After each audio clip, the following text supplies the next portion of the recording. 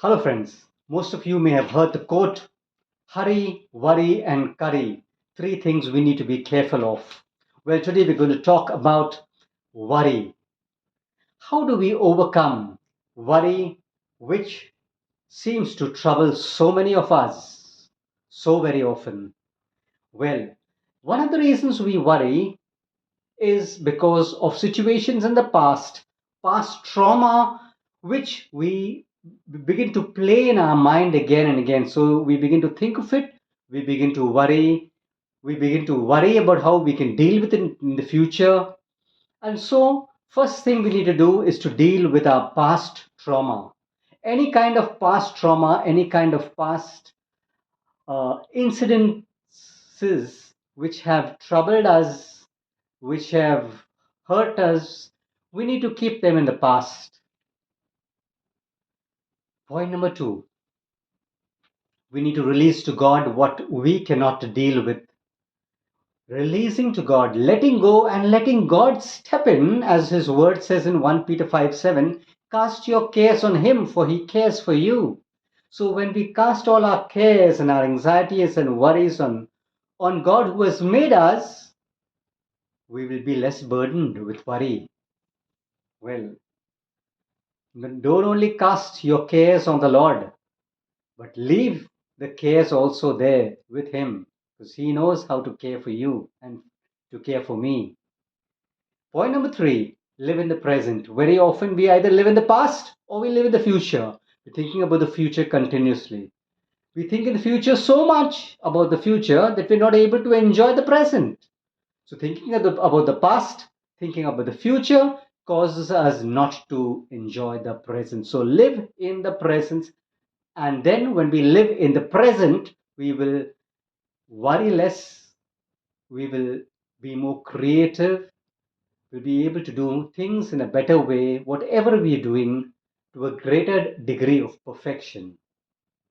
Well, another point, a reason why we worry, because we're always seeking human approval.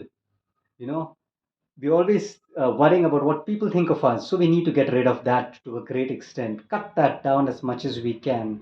Think less of what people think about you. What people think actually don't really doesn't really matter. It doesn't make much of a difference. So we need to cut that down. Human approval. You know, the more we cut it down, the more we'll have time in our minds and our thoughts to think about more things, creativity, and actions which would be really helpful rather than just worrying about approval and what people think. Then be patient.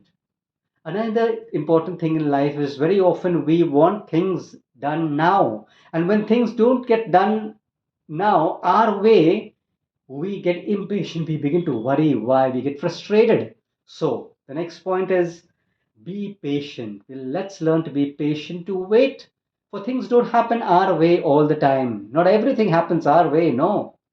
Very often things take their own course. So we want things to happen right now. A farmer sows a seed. He cannot expect an harvest right immediately. He has to wait for months. He has to keep watering.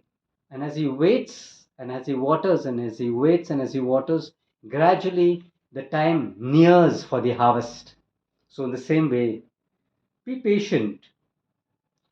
The more we worry, the less patient we are. The more patient we are, the less we will worry. So, we need to keep a note of that. And the last point is we need to be grateful. Grateful to God. The more we are grateful to God, the more we think about the past blessings we have or the present blessings we have, which we are enjoying. The more that we think about the good things that we have and the things we can do and everything good which is happening to us, the less we will focus on our pain, on our suffering. No doubt, each one goes of us go through their own pain and suffering, which nobody else understands. But it's time to practice gratitude.